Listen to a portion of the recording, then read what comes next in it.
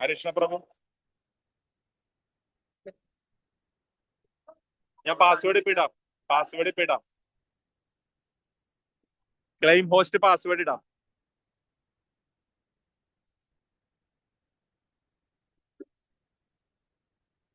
കേട്ടൂടാ.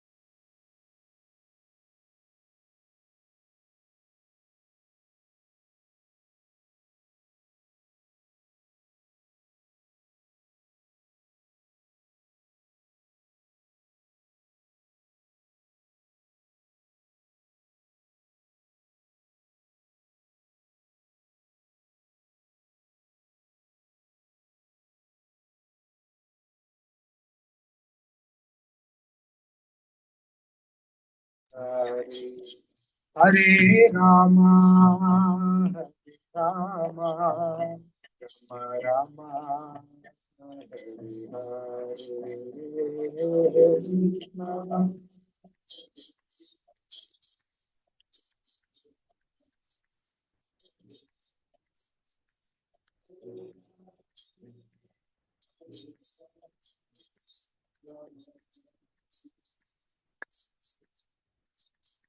जय प्रभुपदा प्रभुपदा प्रभुपदा जय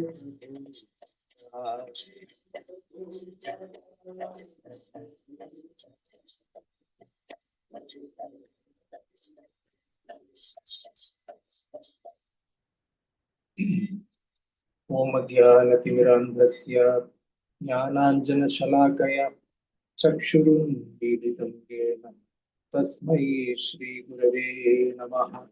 श्रीचैतन्यमनोभीष्टं स्थापितं येन भूतले स्वयं रूप कदा मह्यं ददाति स्वपदान्तिकम्। नमो विष्णुपादाय कृष्णपृष्ठाय भूतले श्रीमते भक्तिवेदांत स्वामिन्निति नामिने।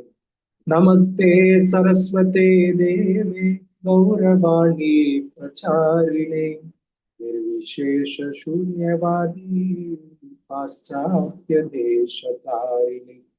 जय श्री कृष्ण चैतन्य प्रभु नित्यानंद श्री अद्वैत गदाधर श्रीवासादि गौर भक्तवृंद। हरे कृष्णा कृष्णा कृष्णा हरे हरे राम राम राम हरे हरे। हरे कृष्णा कृष्णा कृष्णा हरे हरे राम राम राम राम हरे हरे। हरे कृष्णा कृष्ण कृष्ण हरे हरे राम राम राम राम हरे हरे। हरे कृष्णा चूड़ बोल रहा हरे कृष्णा।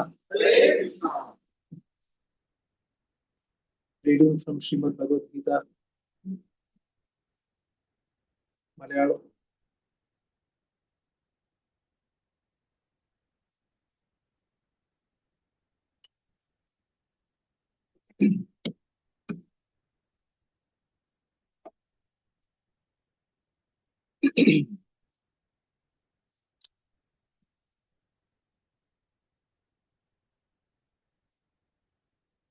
ഭഗവത്ഗീത അധ്യായം 17 ശ്ലോകം 16-17. Chapter 17, text 16 and 17.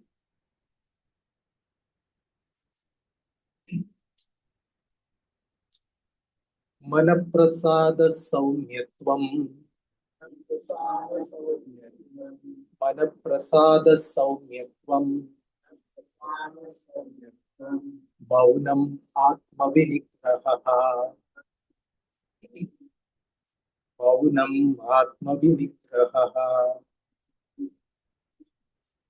भावसंशुद्धिरित्येतत् भावसंशुद्धिरित्येतत् तपो मानसम् उच्यते तपो मानसम् उच्यते। मन प्रसाद सौम्यत्वम् मौनम् आत्मविनिग्रहः भावसंशुद्धिरित्येतत् तपो मानसमुच्यते। मन प्रसाद सौम्यत्वम् मौनम् आत्मविनिग्रहः भावसंशुद्धिरित्येतत् तपो मानसमुच्यते। Prabhus.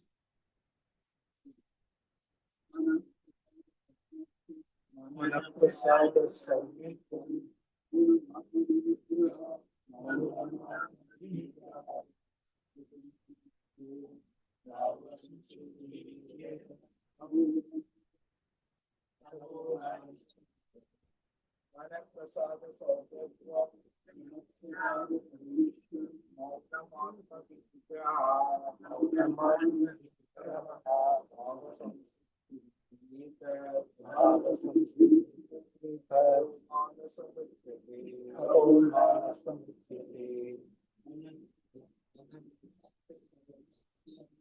Manaprasada Samyakam.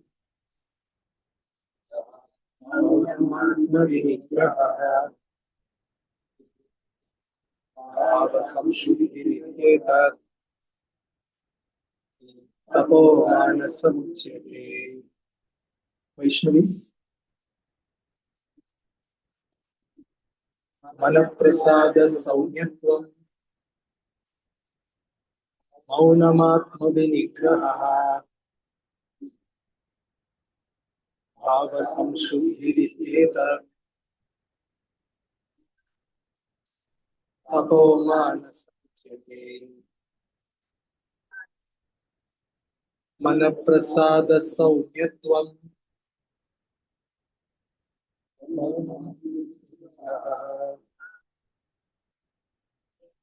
Bhava Samshuddhiriketa Tapo Manasamuchyate.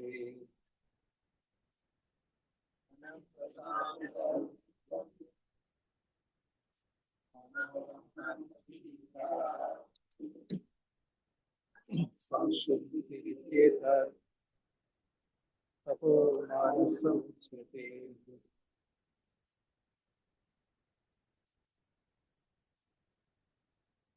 Manaprasada Saumyatvam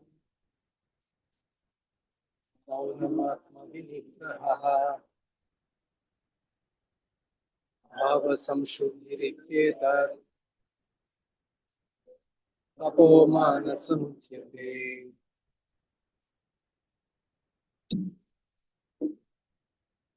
Manaprasadaha.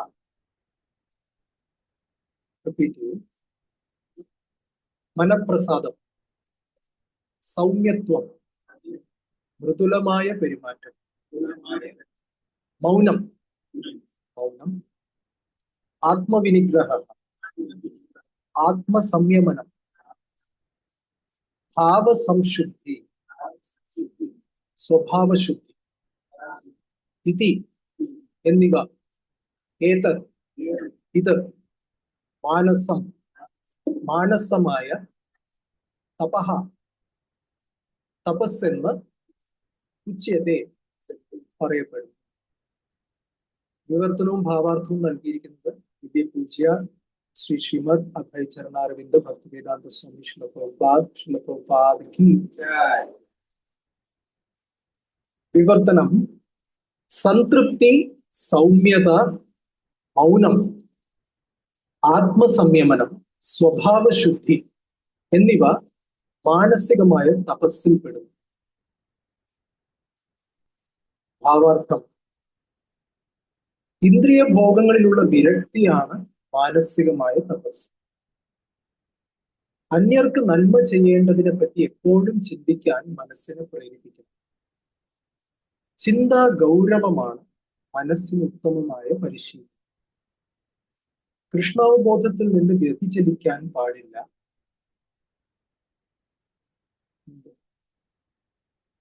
ഇന്ദ്രിയ സന്ദർപ്പണം ഒഴിവാക്കുകയും വേണം. സ്വഭാവ ശുദ്ധീകരണത്തിന് കൃഷ്ണാവബോധവാനാകും. ഇന്ദ്രിയ സുഖങ്ങളിൽ നിന്ന് വിചാരങ്ങളെ പൂർണ്ണമായി പിൻവലിക്കുമ്പോഴേ മനസ്സംതൃപ്തി ഉണ്ടാവുകയുള്ളൂ. ഈ ഇന്ദ്രിയ സുഖങ്ങളെ പറ്റി എത്ര കണ്ട് ചിന്തിക്കുന്നുവോ അത്ര കണ്ട് അസംതൃപ്തി വളരും. ഇക്കാലത്ത് ഇന്ദ്രിയ സുഖപ്രാപ്തിക്ക് വേണ്ടിയുള്ള പല ഉപായങ്ങളിലും അനാവശ്യമായി നമ്മൾ മനസ്സിനെ വലയ്ക്കുന്നു. അങ്ങനെയായാൽ മനസ്സിന് അസംതൃപ്തമായി തന്നെ തുടരുകയും നിവൃത്തിയുള്ളൂ. വൈദിക സാഹിത്യത്തിലേക്ക് ശ്രദ്ധ തിരിക്കുകയാണ് ഇതിന് നല്ലൊരു പോംവഴി. പുരാണങ്ങളിലും മഹാഭാരതത്തിലും എല്ലാം മനസ്സംതൃപ്തി ഉളവാക്കുന്ന കഥകൾ ഏറെയുണ്ട്. ഇവയിൽ നിന്ന് നേടാവുന്ന ജ്ഞാനത്തെ പ്രയോജനപ്പെടുത്തി നമുക്ക് പരിശുദ്ധരാവാം. മനസ്സിനെ കാപട്യത്തിൽ നിന്ന് വിമുക്തമാക്കാം. സർവ്വജീവജാലങ്ങളുടെയും നന്മയ്ക്ക് വേണ്ടി ചിന്തിക്കണം. മൗനം എന്നാൽ ആത്മസാക്ഷാത്കാരത്തിൽ തന്നെ മനസ്സുറപ്പിക്കുക എന്നാണ്. കൃഷ്ണാവബോധനിഷ്ഠനായ മനുഷ്യൻ ആ നിലയ്ക്ക് പൂർണ്ണമായും മൗനിയാണ്. ആത്മസംയമനം അഥവാ മനോനിയന്ത്രണം എന്നാൽ ഇന്ദ്രിയ സുഖങ്ങളിൽ നിന്ന് മനസ്സിനെ മോചിപ്പിക്കലത്രേ. തപസ്വി തന്റെ പെരുമാറ്റങ്ങളിൽ ആർജവം വീക്ഷിക്കണം. അങ്ങനെ ജീവിതം വിശുദ്ധീകരിക്കും. ഈ ഗുണങ്ങളെല്ലാം ഉൾച്ചേർന്നതാണ് മാനസിക പ്രവർത്തനം. അടുത്ത ശ്ലോകം കൂടി വായിക്കാം. അടുത്ത ശ്ലോകം അടുത്ത ആഴ്ചക്ക് വയ്ക്കാം. കേട്ടോ, all three same. ഓമജ്ഞാനതിമിരാന്ധസ്യ ജ്ഞാനാഞ്ജനശലാകയാ ചക്ഷുരുന്മീലിതം യേന തസ്മൈ ശ്രീഗുരവേ നമഃ. ശ്രീചൈതന്യമനോഭീഷ്ടം സ്ഥാപിതം യേന ഭൂതലേ സ്വയം രൂപ കഥാ മഹ്യം ദദാതി സ്വപദാന്തികം.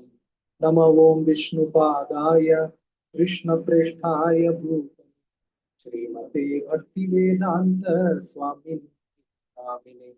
നമസ്തേ സരസ്വതേ ദേവേ ഗൗരവാണി പ്രചാരിണി നിർവിശേഷ ശൂന്യവാദി പാശ്ചാത്യദേശധാരിണേ. ജയ ശ്രീ കൃഷ്ണ ചൈതന്യ പ്രഭു നിത്യാനന്ദ ശ്രീ അദ്വൈത ഗദാധര ശ്രീവാസാദി ഗൗരഭക്തവൃന്ദ. ഹരേ കൃഷ്ണ കൃഷ്ണ കൃഷ്ണ ഹരേ ഹരേ, ഹരേ രാമ രാമ രാമ ഹരേ ഹരേ. പങ്കും ശ്രീ ഗുരുന്ദീനകാരിണി പരമാനന്ദ മാധവം ശ്രീ ചൈതന്യം ഈശ്വരൻ കൃഷ്ണ കൃഷ്ണായ കൃഷ്ണ.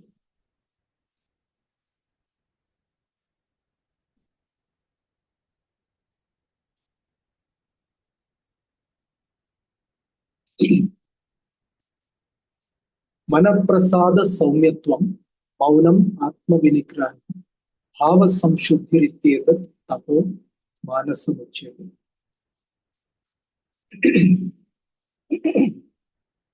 ഹരേ കൃഷ്ണ. ആർക്കൊക്കെയാണ് ഉറക്കം വരുന്നത്? സത്യം പറയണം, ഇപ്പൊ ഇല്ല, അത് സത്യം. സോ ക്ലാസ്സിനനുസരിച്ചിരിക്കും അല്ലെ? ഉറക്കം വരുന്നോ ഇല്ലയോ എന്നുള്ളത് ക്ലാസ് അനുസരിച്ചിരിക്കും.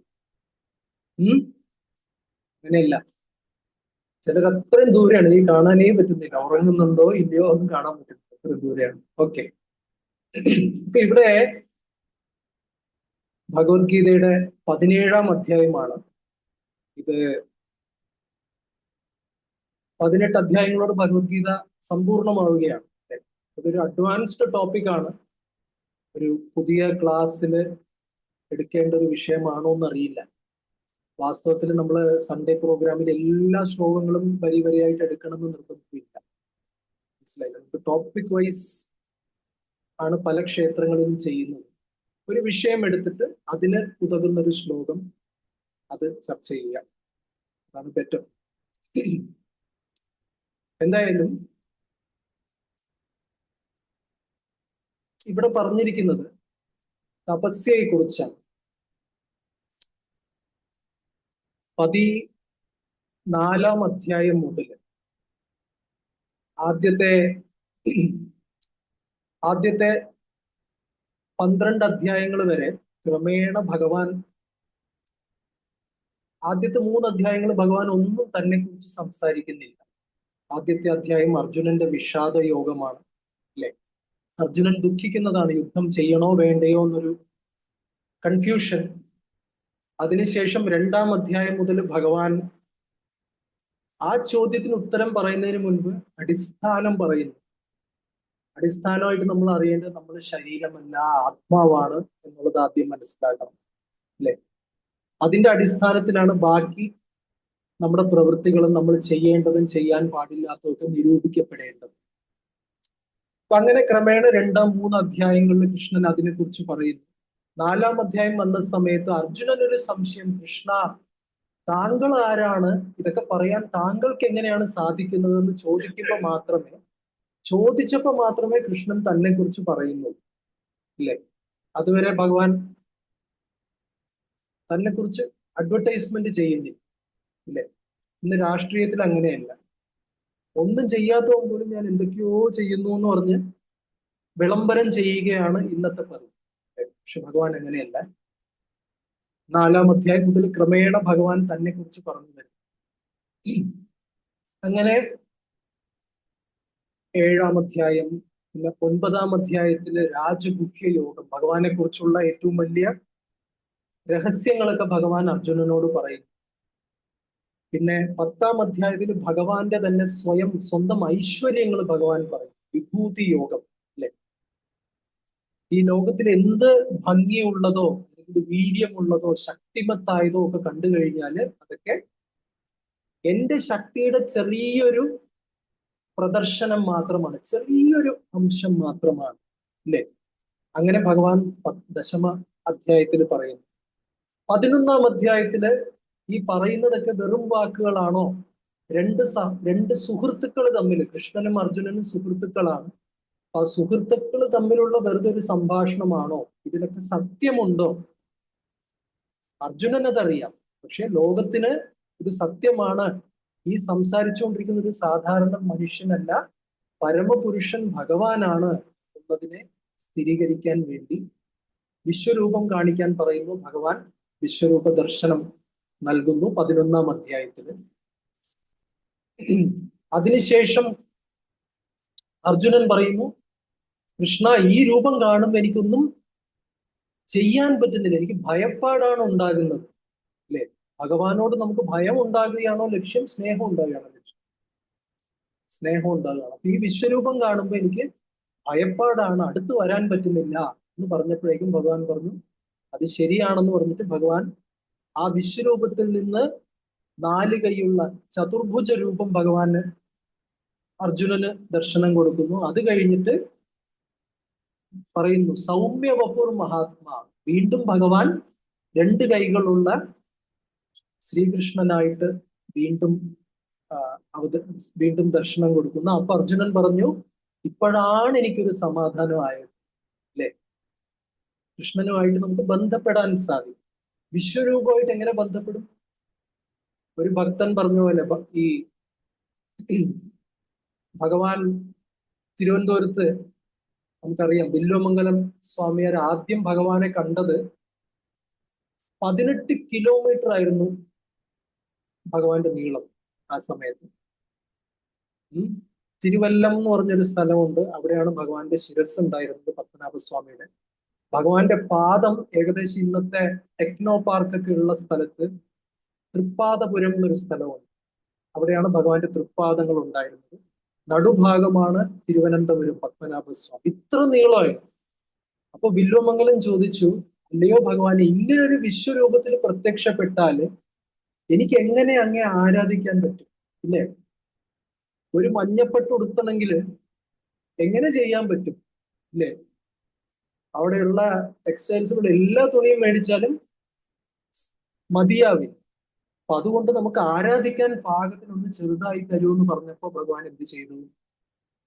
അങ്ങനെ ആവട്ടെ എന്ന് പറഞ്ഞിട്ട്, വില്വമംഗലം ഒരു സന്യാസിയായിരുന്നു, അദ്ദേഹത്തിന് സന്യാസ ദണ്ഡുണ്ടായിരുന്നു, അതിനൊരു 6 അടി ഉയരം ഉണ്ടായിരുന്നു ദണ്ഡി.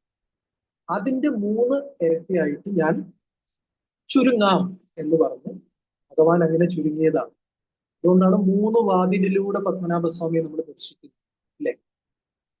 വാസ്തവത്തിൽ ഭഗവാൻ വളരെ വലുതാണ്, പക്ഷെ ഭക്തന് വേണ്ടി ഭഗവാൻ ഈ ഒരു രൂപത്തില് നമുക്ക് ഇടപഴകാൻ പറ്റുന്ന രീതിയിൽ ഭഗവാൻ പ്രത്യക്ഷപ്പെടുക. മനസ്സിലായി?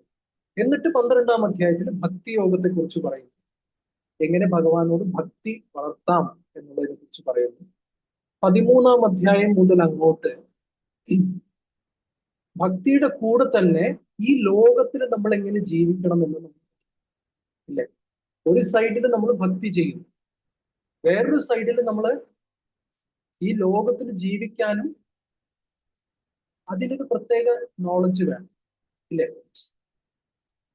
സോ അതാണ് ഭഗവാൻ 13 മുതൽ ഏകദേശം അവസാനം വരെ പറയുന്നത്. അപ്പൊ അതില് 14-ാം അധ്യായം മുതൽ വിശേഷിച്ച് 3 ഗുണങ്ങളെ കുറിച്ച്, സത്വ, രജസ്, തമസ്, ഇങ്ങനെ 3 ഗുണങ്ങൾ. ഇംഗ്ലീഷിൽ മോഡ്സ് ഓഫ് നേച്ചർ എന്ന് പറയും. ഈ മോഡ് എന്ന് പറഞ്ഞാൽ നമ്മൾ ഈ മൊബൈൽ കണ്ടാൽ ഇതില് പല മോഡിൽ നമുക്കിതിനെ പ്രവർത്തിക്കാം, അല്ലെ? നോർമൽ മോഡിൽ പ്രവർത്തിക്കാം, സൈലന്റ് ആക്കി ഇടാം, വൈബ്രേറ്റ് മോഡിൽ ഇടാം, ശരിയല്ലേ? അതുപോലെ ഈ പ്രകൃതി നമ്മളെ പല മോഡുകളിലും പല ഗുണങ്ങളിലും നമ്മളെ ഇടുന്നുണ്ട്, ശരിയല്ലേ? സത്വഗുണത്തില് ആൾക്കാർക്ക് തന്നെ അവരെ കുറിച്ച് ഒരു കൺട്രോൾ ഉണ്ടാവും, മനസ്സിലായോ? നിയന്ത്രണം, ബാലൻസ്, എന്തായാലും പറയാ, സമതുലനം, ഇതൊക്കെയാണ് ഏത് ഗുണത്തിന്റെ ലക്ഷണങ്ങള്? സത്വഗുണത്തിന്റെ ലക്ഷണം. ഏഹേന്നും അല്ല ഓഹോന്നും അല്ല എന്ന് പറയില്ലേ? ആശാന്റെ നെഞ്ചത്തും അല്ല കളരിക്ക് പുറത്തും അല്ല. രണ്ട് തമ്മിലൊരു ബാലൻസ്, റൈറ്റ്? ഒരു മിഡിൽ പാത്ത്.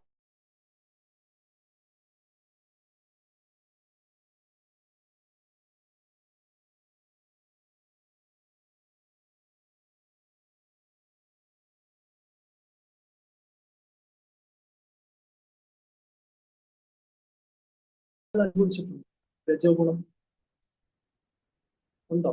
എപ്പോ? പരീക്ഷാ ഹാളിൽ കയറുന്നതിന് മുൻപ്, അല്ലെങ്കിൽ ആ പേപ്പർ തരുന്ന സമയത്ത്, ക്വസ്റ്റ്യൻ പേപ്പർ തരുന്ന സമയത്ത്, വേറെ എപ്പോഴൊക്കെയാണ് നമ്മൾ രജോ ഗുണം അനുഭവിച്ചിട്ടുള്ളത്? എന്നും അനുഭവിക്കാറുണ്ട്. ഏ ആ അതെ അതെ, അല്ലേ? മറ്റേ പ്രോജക്റ്റ് കംപ്ലീറ്റ് ചെയ്യാനുള്ളപ്പോ ഈ ഉത്സവ പറമ്പില് ബലൂൺകാരൻ ബലൂൺ കൊണ്ടുവരില്ലേ? അപ്പൊ ആ കുട്ടിയുടെ അവസ്ഥ എന്തായിരിക്കും? ഏ ഇപ്പൊ കെട്ടണം എന്ന് പറഞ്ഞിട്ട്. ഇതാണ് എന്ത് ഗുണം? രജോ ഗുണം. ഓക്കെ. സത്വഗുണത്തിന് ശാന്തതയാണ്, തല തണുത്ത് നമുക്ക് ചിന്തിക്കാൻ സാധിക്കും. രജോ ഗുണത്തിലോ വെപ്രാളമാണ്, അല്ലെ? ടെൻഷനാണ്, BP കൂടും, പ്രഷർ കൂടും. അതാണ് എന്തവസ്ഥ? രജോ ഗുണം. ഇനിയിപ്പോ തമോ ഗുണമോ? എന്നുവെച്ചാ തമോ ഗുണം എന്ന് വെച്ച് കഴിഞ്ഞാല് എന്ത് ചെയ്യണോ അതിന്റെ നേര് വിപരീതം ചെയ്യും, മനസ്സിലായില്ലേ? രജോ ഗുണം അങ്ങനെയല്ല. രജോ ഗുണം നമുക്ക് എന്തോ ചെയ്യണമെന്നുണ്ട്, അത് തന്നെ നമ്മൾ ചെയ്യാൻ ശ്രമിക്കും, പക്ഷെ ടെൻഷനോടെ നമ്മൾ കാര്യങ്ങൾ ചെയ്യുന്നതാണ് രജോ. തമോ ഗുണം എന്ന് വെച്ചാല് എന്തെങ്കിലും ഒന്ന് ചെയ്യാൻ പാടില്ല എന്ന് പറഞ്ഞു കഴിഞ്ഞാൽ എന്ത് ചെയ്യും? അത് തന്നെ ചെയ്യുന്നതാണ് എന്തെന്ന് പറയുന്നത്? തമോ ഗുണം എന്ന് പറയുന്നത്, മനസ്സിലായില്ലേ? ഇങ്ങനെ ഇതും നമ്മുടെ ജീവിതത്തിലുള്ള എല്ലാ കാര്യങ്ങളെയും ഈ 3 ഗുണങ്ങൾ സ്വാധീനിക്കുന്നുണ്ട്, എഫക്ട് ചെയ്യുന്നുണ്ട്, മനസ്സിലാവുന്നു? ഏതൊരു കാരണം, അത് പ്രഭുപാദ് ഒരു എക്സാമ്പിൾ പറയുന്നത്, ആചാര്യന്മാർ പറഞ്ഞിരിക്കുന്നത് കളേഴ്സ്, നിറങ്ങൾ, പല കളേഴ്സ് നമുക്കിവിടെ കാണാൻ സാധിക്കും, റൈറ്റ്? ഈ കളേഴ്സിനൊക്കെ പഠിച്ചവർക്കറിയാം 3 പ്രൈമറി കളേഴ്സ് ഉണ്ട്. അറിയാം ഏതൊക്കെയാണ്? Red, green, blue, right? RGB എന്ന് പറയും. ഈ 3 കളേഴ്സ്, പ്രൈമറി കളേഴ്സിനെ മിക്സ് ചെയ്ത് കഴിഞ്ഞാൽ നമുക്ക് ഏത് കളർ ഉണ്ടാക്കിയെടുക്കാൻ പറ്റുമോ? പറ്റും. കറുപ്പുണ്ടാക്കാൻ പറ്റുമോ? സാധിക്കും. വെളുപ്പുണ്ടാക്കാൻ പറ്റുമോ? മഞ്ഞ, എല്ലാ കളേഴ്സും നമുക്ക് ഈ 3 നിറങ്ങളെ, ചായങ്ങളെ നമുക്ക് ചേർത്തുകൊണ്ട് ഉണ്ടാക്കാൻ സാധിക്കും. എന്ന് പറയുന്നത് പോലെ ഈ ലോകത്തിൽ കാണുന്ന എല്ലാ സ്വഭാവങ്ങളും മനുഷ്യരുടെ മാത്രമല്ല, മൃഗങ്ങളുടെയും ദേവതമാരുടെയും അസുരന്മാരുടെയും ഡൊണാൾഡ് ട്രംപിന്റെയും, ഇനി വേണ്ട ആരുടെയൊക്കെയാണോ നമുക്ക് സ്വഭാവങ്ങൾ കാണാൻ സാധിക്കുന്നത്, അല്ലേ? ഇതിന്റെയൊക്കെ ഈ 3 ഗുണങ്ങൾ മിക്സ് ചെയ്തിട്ടാണ്, കൂട്ടിക്കുഴച്ചിട്ടാണ് ഈ സ്വഭാവങ്ങളൊക്കെ ഉണ്ടാവുന്നത്. ഇത്രയും ക്ലിയർ ആയോ? റൈറ്റ്? ആൾക്കാരുടെ സ്വഭാവങ്ങള്, അതേപോലെ ആഹാര പദാർത്ഥം, നമ്മൾ കഴിക്കുന്ന ആഹാരം, ചിലതൊക്കെ സത്വഗുണം കൂടുതലായിരിക്കും, ചിലത് രജോ ഗുണം കൂടുതലായിരിക്കും, ചിലത് തമോ ഗുണം കൂടുതലായിരിക്കും. നമ്മൾ എന്ത് കഴിക്കുന്നോ ആ ആഹാരത്തിന്റെ കൂടെ ആ ഗുണവും നമ്മുടെ അകത്തേക്ക് പ്രവേശിക്കും. മനസ്സിലാവുന്നു? അതേപോലെ ആരുടെ കൂടെ നമ്മൾ കൂടുന്നു, ഭയങ്കര ദേഷ്യക്കാരനാണെങ്കിൽ ആരുടെ കൂടെ കൂടിയാൽ നമ്മൾ എങ്ങനെയാവും? നമ്മൾ അറിയാതെ, ഇല്ലേ? ചിലപ്പോ പറയാറുണ്ട്, നീ ഇങ്ങനൊന്നും ആയിരുന്നല്ലോ, എന്ത് പറ്റി നിനക്ക് എന്നൊക്കെ ചോദിക്കും. റൈറ്റ്? ഏതോ ഒരു കൂട്ടുകെട്ട്, ഏതോ ഒരു സംസർഗം. മനസ്സിലായി? സോ അതുകൊണ്ട് ഭഗവാൻ പറയുന്നു, ഭക്തി ചെയ്യണമെങ്കിൽ ഏതൊരു വ്യക്തിക്കും ആർക്ക് വേണമെങ്കിലും ഭക്തി ചെയ്യാം, കുഴപ്പമില്ല. പക്ഷെ ഭക്തി കുറച്ചുകൂടെ എഫക്റ്റീവ് ആവണമെങ്കിൽ, ഫലവത്താവണമെങ്കിൽ ഭഗവാൻ പറയുന്നു, തമോ ഗുണത്തിൽ നിന്നും രജോ ഗുണത്തിൽ നിന്നും ക്രമേണ പടിപടിയായിട്ട് മുന്നിലേക്ക് കയറി നമ്മൾ എവിടെ നിൽക്കണം? സത്വഗുണത്തിൽ നിൽക്കണം. മനസ്സിലായത്? സത്വഗുണമാണോ ഭക്തി? അല്ല. മനസ്സിലായില്ലേ? സത്വഗുണം ഭക്തിയല്ല, പക്ഷെ ഭക്തിക്ക് സഹായകമായിരിക്കും. എക്സാമ്പിൾ പറയുന്നത്, ഭക്തി എന്ന് പറഞ്ഞാൽ ഒരു ഫ്ലൈറ്റിൽ കയറി വൈകുണ്ഠത്തിലേക്ക് പോകുന്നത് പോലെ ആണെങ്കിൽ, ഓക്കെ, ഫ്ലൈറ്റിൽ കയറി നമ്മൾ ഗോലോക വൈകുണ്ഠ, ആർക്കൊക്കെ ഭഗവാന്റെ ലോകത്തേക്കുള്ള, വൈകുണ്ഠ ലോകത്തേക്കുള്ള ഫ്ലൈറ്റിൽ കയറാൻ ആർക്കൊക്കെ താല്പര്യമുണ്ട്? ആർക്കൊക്കെ സീറ്റ് വേണം? തത്കാൽ റിസർവേഷൻ ആർക്കൊക്കെ വേണം? എല്ലാവർക്കും ഭഗവാന്റെ അടുത്ത് പോകണം, ഇല്ലേ? അങ്ങനെ താല്പര്യം ഇല്ലാത്തവരാരെങ്കിലും ഉണ്ടോ? ഇടത് കൈ ഉയർത്തുക. ഇല്ല, ആരുമില്ല. സോ അങ്ങനെ നിൽക്കുമ്പോ ഭഗവാന്റെ അടുത്ത് എല്ലാവർക്കും പോകണം എന്ന് ആഗ്രഹമുണ്ട്. അത് ആ ഫ്ലൈറ്റിൽ കയറുന്നത് പോലെയാണ്. അപ്പൊ ഭക്തി, നമ്മളിപ്പോ ചെയ്യുന്ന ജപമാണെങ്കിലും നമ്മൾ ചെയ്യുന്ന ഭക്തി കാര്യങ്ങൾ ഏതൊക്കെയാണ് പറയൂ? ഭക്തി, ഡയറക്റ്റ് ഭക്തി കാര്യങ്ങൾ ഏതൊക്കെയാണ്? നാമജപം, പിന്നെ സങ്കീർത്തനം, പിന്നെ ആരത്തി, ഭഗവാന് ചെയ്യുന്ന വിഗ്രഹ പൂജ, അത് ഭക്തി, ഡയറക്റ്റ് ഭക്തിയാണ്. പിന്നെ വേറെ എന്തൊക്കെയാണ് ഡയറക്റ്റ് ഭക്തി കാര്യം? ഭഗവാന് പ്രസാദം, ഭഗവാന് നിവേദിക്കുക, പ്രസാദം കഴിക്കുക, അതൊക്കെ ഭക്തിയാണ്. പിന്നെ ടെമ്പിൾ ക്ലീനിങ്, ബുക്ക് ഡിസ്ട്രിബ്യൂഷൻ, പിന്നെ റീച്ചിങ്.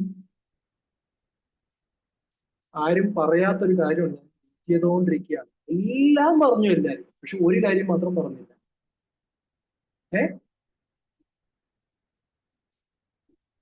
കൃഷ്ണഭക്തന് സേവ ചെയ്യുന്നത്,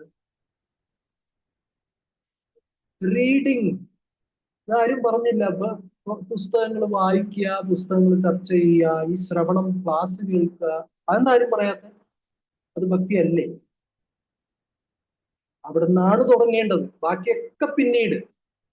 നമ്മൾ എന്ത് ചെയ്യുന്ന വെച്ച് കഴിഞ്ഞാല്, ഈ കുതിരയുണ്ട്, കുതിരവണ്ടിയുണ്ട്.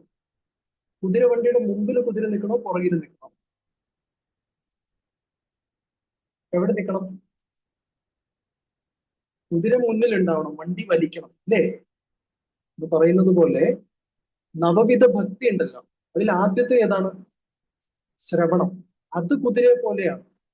ശ്രവണം, കീർത്തനം, സ്മരണം, ഈ മൂന്ന് കാര്യങ്ങളാണ് കുതിരയെ പോലെ. ബാക്കിയുള്ള എല്ലാ സേവകളും കുതിര വണ്ടി പോലെയാണ്. അതിനെവിടെ വെക്കണം? അത് പിന്നിലായിരിക്കണം. നിർത്താം, നമുക്ക് കുതിരയെ പുറകെ നിർത്തി വണ്ടി തള്ളി കൊണ്ടുപോകാം. പക്ഷെ അതാണോ ശരിയായ രീതി? അല്ല. അപ്പൊ ആദ്യം ശ്രവണം, കീർത്തനം, സ്മരണം, അത് കഴിഞ്ഞിട്ട് ബാക്കി കാര്യങ്ങൾ ചെയ്യും. ഇത് ഞാൻ പറഞ്ഞതല്ല, ആര് പറഞ്ഞതാണ്? പ്രഭുപാദ് പറഞ്ഞത്. റൈറ്റ്? എന്തായാലും ഇതൊക്കെയാണ് ഭക്തിയുടെ നേരിട്ടുള്ള കാര്യം. പക്ഷേ ഇതൊക്കെ ഞാൻ പറഞ്ഞു ഫ്ലൈറ്റ് പോലെയാണ്. റൈറ്റ്? അപ്പൊ സത്വഗുണം ഏതുപോലെ ആയിരിക്കും ആലോചിച്ചു?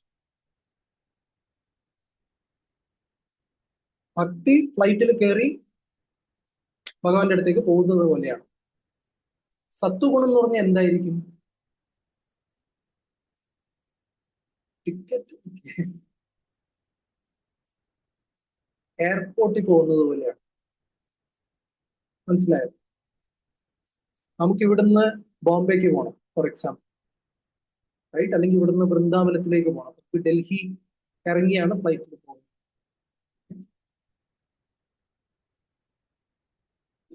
നമ്മൾ ഇവിടുന്ന് എയർപോർട്ടിലേക്ക് പോകും, നെടുമ്പാശ്ശേരി പോകും. എയർപോർട്ടിനകത്ത് നമ്മൾ എത്തി. നമ്മൾ എയർപോർട്ടിൽ എത്തിയാൽ നമ്മൾ ഡൽഹി എത്തിയോ? ഇല്ല. ഞാൻ പറയുന്നത് കൊച്ചി എയർപോർട്ടിൽ എത്തിയോ ഡൽഹി എത്തി, ശരിയല്ലേ? പക്ഷേ ആ ഫ്ലൈറ്റിൽ കയറാനുള്ളൊരു ആദ്യ പടിയല്ലേ നമ്മൾ എയർപോർട്ടിൽ പോകേണ്ടത്? മനസ്സിലാവുന്നു? അതുപോലെ സത്വഗുണം എന്നുള്ളത് ഭക്തിയിലേക്കൊരു ചവിട്ടുപടിയാണ്. ഇതാണ് ആദ്യം നമ്മൾ സത്വഗുണത്തിലേക്ക് വരാൻ ശ്രമിക്കും. പ്രീച്ചിങ് മറ്റുള്ളവരോട് ചെയ്യുന്നതൊക്കെ ഓക്കെ, പക്ഷെ ആദ്യം നമ്മൾ എങ്ങനെ ഉണ്ടാവണം? നമ്മൾ ക്രമേണ സത്വഗുണത്തിൽ ചെയ്യും. മനസ്സിലായില്ലേ? സത്വഗുണത്തിന് കുറെ ലക്ഷണങ്ങളുണ്ട്. ഈ 14-ാം അധ്യായം മുതൽ കുറെ കാര്യങ്ങൾ പറയുന്നുണ്ട്. എന്താണ് സത്വഗുണം, എന്താണ് രജോ ഗുണം, എന്താണ് തമോ? ഇതൊക്കെ എന്തിനാ പറയുന്നത്? ഇതൊക്കെ വായിച്ചിട്ട് മറ്റുള്ളവർക്ക് പറഞ്ഞു കൊടുക്കാൻ, ശരിയല്ലേ? അത്ര മാത്രമല്ലേ ഉള്ളൂ. ആദ്യം നമ്മൾ ഉൾക്കൊള്ളുക, അല്ലേ? അങ്ങനെ നോക്കുമ്പോൾ ഈ ഓരോ ഗുണങ്ങളെ കുറിച്ച് നമ്മൾ മനസ്സിലാക്കണം. അപ്പൊ ഇതിൽ പറയുന്നു ആഹാരം 3 വിധത്തിലുണ്ട്, വേഷവിധാനം 3 വിധത്തിൽ നമുക്ക് സത്വരജസ്തമോ ഗുണങ്ങളിൽ ഡ്രസ് ചെയ്യാം, ഇല്ലേ? നമ്മുടെ സംസാരത്തിനെ കുറിച്ച് പറഞ്ഞു. 3 രീതിയിൽ സത്വഗുണത്തിൽ സംസാരിക്കാം, രജോ ഗുണത്തിൽ സംസാരിക്കാം, തമോ ഗുണത്തിൽ സംസാരിക്കാം, ഇല്ലേ? ഇതൊക്കെ ചെയ്യാം. പക്ഷേ ഇവിടെ പറഞ്ഞു വരുന്നത് ഈ ശ്ലോകത്തിൽ, ഇപ്പോഴാണ് ഇന്നത്തെ ശ്ലോകം എത്തിയത്, തപസ്യ. നമ്മളെല്ലാവരും ബുദ്ധിമുട്ടുണ്ട്, പ്രയാസപ്പെടുന്നു, ഇല്ല? ഓരോ കാര്യങ്ങളും ചെയ്ത് എടുക്കാൻ വേണ്ടിയിട്ട് എഫേർട്ട് ഇടുന്നു. ഇവിടെ പറയുന്നത് ശരീരത്തിന് പോലെ മനസ്സിനൊരു തപസ്യയാണ്. തപസ്യ ചെയ്യാതെ നമുക്ക് പുരോഗമിക്കാൻ സാധിക്കുമോ? എന്ത് ജീവിതത്തിൽ എന്ത് നേടണമെങ്കിൽ അതിന് പുറകിലൊരു പ്രയാസം ഇല്ലേ? ഇല്ലേ? എന്താ ഇംഗ്ലീഷിൽ പറയുക? അതായത് ഹാർഡ് വർക്ക് വളരെ പ്രധാനമാണ്. സംസ്കൃതത്തിൽ ഒരു ചൊല്ലുണ്ട്, കേട്ടിട്ടുണ്ടാവും, ഉദ്യമേനഹി സിദ്ധ്യന്തി കാര്യാണിന മനോരഥൈഹി നഹി സുപ്തസ്യ സിംഹസ്യ പ്രവിശന്തി മുഖേ മൃഗ. അതായത് നമുക്ക് എന്തെങ്കിലും കാര്യം നേടണമെങ്കിൽ ഉദ്യമം കൊണ്ട്, എഫേർട്ട് ഇട്ടാലേ അത് നടക്കുള്ളൂ. മനോരഥൈ, നമ്മള് സ്വപ്നം കണ്ടാല് പകൽ കിനാവ് കണ്ട നടക്കുമോ? ഇല്ല.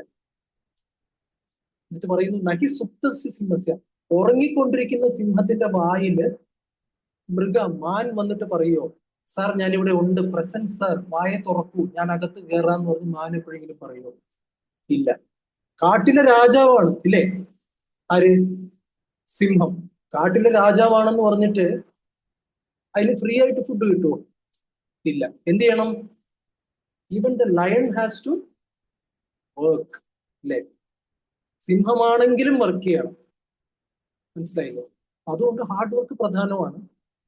നമുക്ക് മാനസികമായിട്ട് തപസ്യയുണ്ട്, നമ്മൾ മനസ്സുകൊണ്ടും കുറെ കാര്യങ്ങൾ ഇത് ചെയ്യണം, അല്ലെ? ഇവിടെ പറയുന്നത് സത്വഗുണത്തിലുള്ള തപസ്യ. മനസ്സിലായില്ലേ? സോ ഈ ശ്ലോകത്തിൽ പറയുന്ന ഇതാണ്.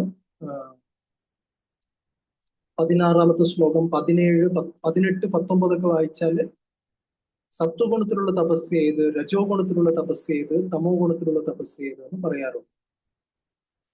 സോ ജസ്റ്റ് രജോ ഗുണത്തിന്റെ വിവർത്തനം മാത്രം വായിക്കാം. 18-ാമത്തെ ശ്ലോകം നോക്കിയാല്, ബഹുമതിയും ആരാധനയും നേടാനോ അഹങ്കാരം കൊണ്ടോ ചെയ്യപ്പെടുന്ന തപസ് രാജസമാണ്, ക്ഷണികവും അനിശ്ചിതവുമാണ്. ആൾക്കാർ എന്തെങ്കിലും ഒരു പബ്ലിസിറ്റിക്ക് വേണ്ടി ചില സ്റ്റണ്ടുകളൊക്കെ ചെയ്യാറില്ലേ? തപസ്യൊക്കെ ചെയ്യാറുണ്ട്, ഇല്ലേ? എക്സാമ്പിൾസ് എന്തെങ്കിലും ഉണ്ടോ? പൊളിറ്റീഷ്യൻസ് നിരാഹാര സമരം നടത്താറുണ്ട്, സെക്രട്ടേറിയറ്റ് പഠിക്കും, കണ്ടിട്ടുണ്ടോ? ദിവസത്തിൽ 3 നേരം മാത്രമേ അവർ ആഹാരം കഴിക്കുള്ളൂ, ബാക്കിയുള്ള സമയത്തൊക്കെ അവർ പന്തലിലുണ്ടാവും നിരാഹാരത്തിൽ, ഇല്ലേ? സോ ഇങ്ങനെയൊക്കെ ചെയ്യുന്നത് എന്തിനു വേണ്ടിയാ? എന്ത് ഗുണം? എന്താണത്? രജോ ഗുണത്തിലുള്ള തപസ്യ. മനസ്സിലായില്ലേ? എന്തോ പേരും പ്രശസ്തിയൊക്കെ പിടിച്ചു കിട്ടാൻ. പിന്നെ തമോ ഗുണത്തിലുള്ള തപസ്യ 19 വായിച്ചു. മൂഢബുദ്ധി മൂലം സ്വയം പീഡനം അനുഭവിച്ചോ അന്യരെ പരിക്കേൽപ്പിക്കാനോ നശിപ്പിക്കാനോ ഉദ്ദേശിച്ചോ ചെയ്യപ്പെടുന്ന തപസ് തമോ ഗുണം പ്രധാനമാണ്. അങ്ങനെ ആൾക്കാർ തപസ് ചെയ്യാറുണ്ടോ? എഫേർട്ട് ഇടാറുണ്ടോ ലോകത്തിൽ? മറ്റുള്ളവർക്കും നമുക്കും തന്നെ വേദന ഏൽപ്പിക്കുന്ന തപസ്യ എവിടെയെങ്കിലും കണ്ടിട്ടുണ്ടോ? Black magic. പിന്നെ അതെ, ആഭിചാരം, അങ്ങനെ ഒരു തപസ്യ. പിന്നെന്താ ചെയ്യാ? ഈ ചില ഇതൊക്കെ കണ്ടിട്ടുണ്ട്, ഈ വായിക്കകത്തൂടൊക്കെ ഈ എന്താണ് തൃശ്ശൂലൊക്കെ കുത്തിയിട്ട് അയ്യ പറയാൻ പോലും പറ്റില്ല, അങ്ങനെ കണ്ടിട്ടുണ്ടോ അത്? തീയിൽ കൂടെ ഒക്കെ നടക്കുക. തമിഴ്നാട്ടിൽ പോയാൽ പലത് ഏഹ് തമിഴ്നാട്ടിൽ കുറെ കാണാൻ പറ്റും, റൈറ്റ്? ഇതൊക്കെ എന്താണ്? തമോ ഗുണത്തിലുള്ള തപസ്. മനസ്സിലായില്ലേ? ഇത് ആർക്കും ആർക്കും പ്രയോജനം ചെയ്യും. പ്രഭുപാദ ഒരു എക്സാമ്പിൾ പറഞ്ഞു, ഈ മിസൈലുകളും അതുപോലെ അണുബോംബും ഒക്കെ ഉണ്ടാക്കാൻ എത്രയോ എത്രയോ ശാസ്ത്രജ്ഞന്മാരുടെ പരിശ്രമമുണ്ട്. ശരിയാണോ? ചുമ്മാ ഒന്നും വരില്ലല്ലോ, ബുദ്ധി ഉപയോഗിക്കണ്ടേ? എത്ര വർഷങ്ങളുടെ റിസർച്ച് ആയിരിക്കും. പക്ഷെ അവരുടെ ഉദ്ദേശം എന്താണ്? നശിപ്പിക്കുക എന്നുള്ളൊരു ഉദ്ദേശം. മനസ്സിലായി? ഇതൊക്കെയാണ് എന്ത് തപസ്യ? തമോ ഗുണത്തിലുള്ള തപസ്യ. പലതും ഇങ്ങനെ സംഭവിക്കാറുണ്ട്. അത് പ്രഭുപാദ ഒരു എക്സാമ്പിൾ പറയുന്നത്, ബുദ്ധി കൊണ്ട് വലിയ ആൾക്കാരായിരിക്കും. ഈ രജോ ഗുണത്തിലും തമോ ഗുണത്തിലുള്ള ആൾക്കാർക്ക് ബുദ്ധിയില്ലെന്ന് വിചാരിക്കരുത്. അപ്പൊ നല്ല ബുദ്ധിയുണ്ട്. പക്ഷെ ആ ബുദ്ധിയൊക്കെ എന്തിനു വേണ്ടി ഉപയോഗിക്കുന്നു? സ്വയം നശിക്കാനും മറ്റുള്ളവരെ നശിക്കാനുമായിട്ട് ഉപയോഗിക്കുന്നു. അപ്പൊ അത് എക്സാമ്പിൾ പറയുന്നത് ഒരു ഇതിനെ പോലെ, ഈഗിൾ, പരുന്ത്. പരുന്ത് ഭയങ്കര ഉയരെ പറക്കുന്ന ഒരു ജീവിയാണ്, അല്ലെ? പക്ഷിയാണ്. ഇത്രയും ഹൈറ്റിൽ അതിന് പറക്കാൻ സാധിക്കും. പക്ഷെ അത്ര ഉയരെ പറന്നാലും അതിന്റെ കണ്ണുകൾ എവിടെയാണ്? താഴെ. എന്ത് നോക്കിയിരിക്കും? എന്തെങ്കിലും ഒരു ഇരയോ എന്തെങ്കിലും ഒരു എലിയൊക്കെ അങ്ങോട്ട് ഓടിപ്പോയി കഴിഞ്ഞാൽ അതാണ് അതിന്റെ കണ്ണിൽ പെടും. അപ്പൊ ഇത്ര ഹൈറ്റിൽ പോയതുകൊണ്ട് പ്രയോജനം ഉണ്ടോ? ഇല്ല. അതുപോലെയാണ് ഇന്നത്തെ സമൂഹം, സിവിലൈസേഷൻ. ഒരുപാട് കാര്യങ്ങൾ മുകളിലേക്ക് ഉയർന്നു. പക്ഷെ എന്തിലേക്കാണ് അവരുടെ ദൃഷ്ടി? എന്തോ ചെറിയ ചെറിയ കൊച്ചു കൊച്ചു കാര്യങ്ങളിലാണ് അവരുടെ ദൃഷ്ടി, ഇല്ലേ? ചെറിയ ചെറിയ കാര്യങ്ങളിലാണ്. അതുകൊണ്ട് പറയുന്നു, സത്വഗുണത്തിലെ തപസ്യ നമ്മളെ ഉയർത്തും, നമുക്ക് സന്തോഷം തരും. ഇതിൽ പറയുന്ന കാര്യങ്ങള് 5 കാര്യങ്ങളാണ് പറഞ്ഞിരിക്കുന്നത്. സംതൃപ്തി, എല്ലാം എളുപ്പമുള്ള കാര്യങ്ങളായിട്ട് തോന്നാം. മനഃപ്രസാദം, സംതൃപ്തി, വളരെ എളുപ്പമല്ലേ? സംതൃപ്തനായിട്ടിരിക്കുന്ന എളുപ്പമാണോ? എളുപ്പമല്ല. എത്ര പേര് ശ്രമിച്ചിട്ടുണ്ട് ഹാപ്പി ആയിട്ടിരിക്കാൻ? പ്രശ്നമില്ലാതെ എപ്പോഴും ഹാപ്പി ആയിരിക്കുന്ന എത്ര പേരുണ്ട്? സത്യസന്ധമായിട്ട് പറയുകയാണ്. അറ്റ്ലീസ്റ്റ് അതൊരു സത്വഗുണമാണ്, സത്യസന്ധത, റൈറ്റ്? സംതൃപ്തി എളുപ്പമാണോ? അല്ല. അടുത്തത് സൗമ്യത. സൗമ്യമായിട്ട് സംസാരിക്കുക എപ്പോഴും എളുപ്പമാണോ?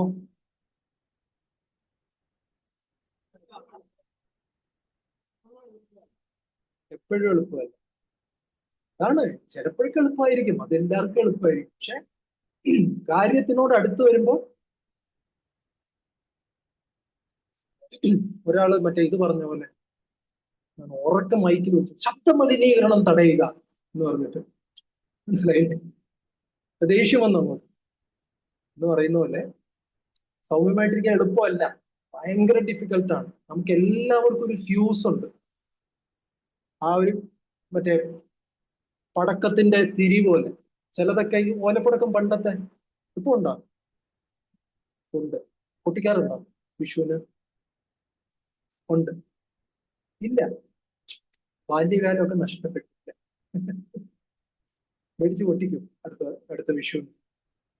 ചിലതിന്റെ ഒക്കെ തിരി അത്യാവശ്യം നീളമുണ്ട്. അപ്പൊ നമുക്കൊരു ധൈര്യമുണ്ട്, അത് കത്തിച്ചിട്ട് കുറച്ചേരം ഇങ്ങനെയൊക്കെ വെച്ച് കാണിച്ചിട്ട് ഇങ്ങനെയൊക്കെ ആയിരിക്കും, അല്ലേ? ചിലതോ കൊണ്ട് ഇല്ലാതെ ഒരു സാധനം, അത് നല്ല തടി ഉണ്ടാവും ചിലതിന്, അല്ലേ? അത് പൊട്ടാൻ എന്ന് വെച്ചാൽ അത് കയ്യിലുണ്ട്, അത് പൊട്ടിയ പോലെ ശബ്ദം ഉണ്ടാവും നമുക്കറിയാം. അത് കത്തിക്കാതിരിക്കാനും വയ്യ, കത്തിക്കാനും വയ്യ. അനുഭവം ഉണ്ടോ? യെസ്.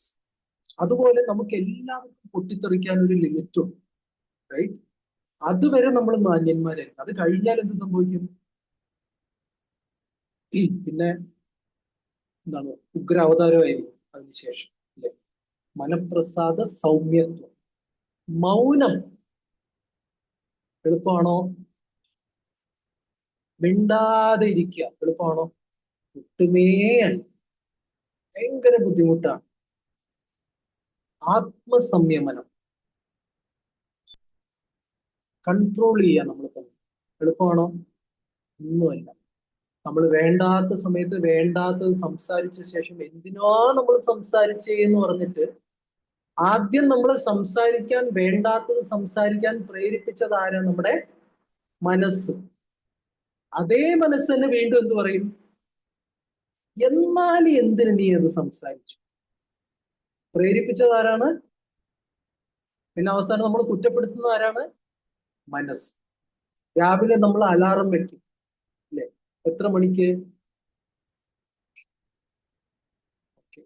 പറയണ്ട, ഒരു ഇത് ചിലപ്പോ ചിലരുടെയൊക്കെ ഹാബിറ്റായി അത് വിഷയം.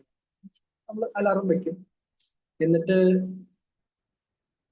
ആദ്യം മനസ്സെന്ത് പറയുന്നത്? അടിക്കുന്ന സമയത്ത് അതിനിട്ടൊരു അടി കൊടുക്കാൻ പറയും അല്ലെ? അല്ല ഇന്ന് അടിയല്ല, ഇന്ന് ഇങ്ങനെയല്ല, അതോ എന്തോ ആണത്, അങ്ങനെ ചെയ്യുന്നു. സ്നൂസ് ഒക്കെ വെക്കും, വീണ്ടും വീണ്ടും വീണ്ടും ഒക്കെ വെക്കും. റൈറ്റ്? 5 മണിക്ക് എഴുന്നേൽക്കണം എന്നായിരുന്നു പ്ലാൻ. കാര്യം ഇന്ന സ്ഥലത്ത് പോകാനുണ്ട്, വോട്ടെവർ കാര്യങ്ങളുണ്ടാവാം. കുറച്ചൊരു അരമണിക്കൂർ ആയിക്കോട്ടെ എന്ന് മനസ്സ് തന്നെ പറയും. നമ്മൾ കിടക്കും. അത് കഴിഞ്ഞ് കുറച്ച് കഴിയുമ്പോൾ എന്ത് സംഭവിക്കും? എണീറ്റ് നോക്കുമ്പോ 7:45. ആ എന്ത്? അപ്പൊ ആ മനസ്സെന്ത് പറയും? അനുഭവം ഉണ്ടോ? ഏ വേണ്ടിയിരുന്നാന്ന് പറഞ്ഞു വിട്ടാൽ കുഴപ്പമില്ല, പക്ഷെ അതിന് കൂടുതൽ പറയും നീ ഒന്നിനും കൊള്ളത്തില്ല അല്ലെ? എന്തെങ്കിലുമൊക്കെ നമ്മളോട് പറയും. അപ്പോ ആത്മസംയമനം പാലിക്കാൻ ഭയങ്കര ബുദ്ധിമുട്ടാണ്. പിന്നെ ഏറ്റവും അവസാനം സ്വഭാവ ശുദ്ധി വളരെ ബുദ്ധിമുട്ടാണ്. റൈറ്റ്? നമ്മൾ പുറമേ നല്ല മാന്യരായിട്ട് നമ്മൾ കാണിക്കും അല്ലെ? ഹരേ കൃഷ്ണ ഭക്തന്മാരുടെ കാര്യവും തന്നെയാണ് പറയുന്നത്. ഒരു കണ്ടിമാല ഒരു തിലക്കും ഒക്കെ വന്ന സമയത്ത് കാണാൻ നല്ല, പണ്ട് അറിവ് കുറഞ്ഞായിരിക്കും, പക്ഷെ ഇപ്പൊ കണ്ടു കഴിഞ്ഞാൽ ഈ ഇതിന്റെയൊക്കെ കാരണം എന്റെ ഒരു ഐശ്വര്യമുണ്ട് അല്ലെ? പക്ഷേ അകമേ ഇപ്പോഴും ഞാൻ ആ പഴയ ആള് തന്നെ ആയിരിക്കും അല്ലെ?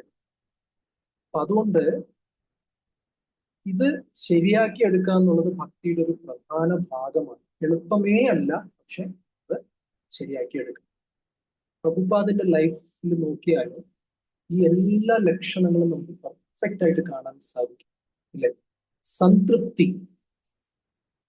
ഈവൻ ഈ ഹരേ കൃഷ്ണ പ്രസ്ഥാനം ആരംഭിക്കാത്ത സമയത്ത് പോലും, അത് തുടങ്ങിയിട്ടില്ല, പ്രഭുപാദ് കഷ്ടപ്പെടുകയായിരുന്നു ഭാരതത്തിൽ. ആ സമയത്തിൽ പോലും പ്രഭുപാദ് ശരി, ഞാനിനി ജീവിതത്തിൽ ഒരു ലോക പരാജയമായി തീർന്നാലും ഭഗവാൻ അറിയാം, ഭഗവാൻ നോക്കുന്നത് നമ്മുടെ വിജയമോ പരാജയമോ വെച്ചിട്ടല്ല അല്ലെ? നമ്മൾ ജയിച്ചോ തോറ്റോ എന്നുള്ളൊരു കണക്കിലാണോ ഭഗവാൻ നമ്മളെ വിലയിരുത്തുന്നത്? അല്ല. അതിന്റെ ഒരു എക്സാമ്പിൾ പറയുകയാണെങ്കിൽ, രണ്ട് രാമായണത്തില് 2 വ്യക്തിത്വങ്ങൾ ഉണ്ടായിരുന്നു. അവർ രണ്ടുപേരും ഭഗവാന് വേണ്ടി ആകാശത്തിൽ പറക്കുന്ന സേവ ചെയ്തു. 2 പേര് ആരൊക്കെയാണ്? ഒന്ന് ഹനുമാൻ, വളരെ ഈസി ആയിട്ട് നമുക്ക് ഗസ് ചെയ്യാം. വേറൊരാള്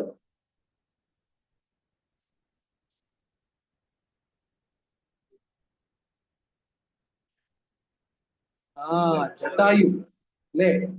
രണ്ടുപേരും എന്താണ്? ഫ്ലൈയിങ് സർവീസ് ആണ് ചെയ്തത്. രണ്ടുപേരും ശ്രീരാമചന്ദ്ര ഭഗവാന്റെ സേവനത്തിന് വേണ്ടി, സാഹചര്യങ്ങൾ വേറെ, പറന്നു. ഒരാള് ദൗത്യത്തില് വിജയിച്ചു, ആര്? ഒരാള് ദൗത്യത്തില് പരാജയപ്പെട്ടു എന്ന് മാത്രമല്ല ജീവനും പോയി, അത് ആര്? ജടായു. ഭഗവാൻ എങ്ങനെയാണ് രണ്ടുപേരോടും, ഭഗവാന്റെ സമീപനം എങ്ങനെയായിരുന്നു? ഹനുമാന്റെ പുറകില് ഹരി ബോൾ എന്ന് പറഞ്ഞ് 2 തോളിൽ തട്ടി കൊടുത്തിട്ട് ജടായു പെയിൻ എന്നാണോ പറഞ്ഞത്? അല്ല. ഭഗവാൻ എന്ത് നോക്കി? ഭാവം, ആറ്റിറ്റ്യൂഡ്. റൈറ്റ്? എന്താണ് ആ വ്യക്തിയുടെ ഉള്ളിലിരിപ്പ്? ഭഗവാൻ ഈ പുറമേ ഒന്നും മാത്രമല്ല കാണും. ഭഗവാന് പുറമേയും കാണാം, പക്ഷെ ഭഗവാൻ എന്ത് കാണുന്നു? ഭാവഗ്രാഹി ജനാർദ്ദൻ അല്ലെ? നമ്മുടെ ആറ്റിറ്റ്യൂഡാണ്, നമ്മുടെ ഭാവത്തെയാണ്, ആന്തരിക ഭാവത്തെയാണ് ആര് കാണുന്നത്? ഭഗവാൻ കാണുന്നത് അല്ലെ? മറ്റൊരു ശ്ലോകമുണ്ട്, മൂർഖോ വദതി വിഷ്ണായ എന്നാണ്.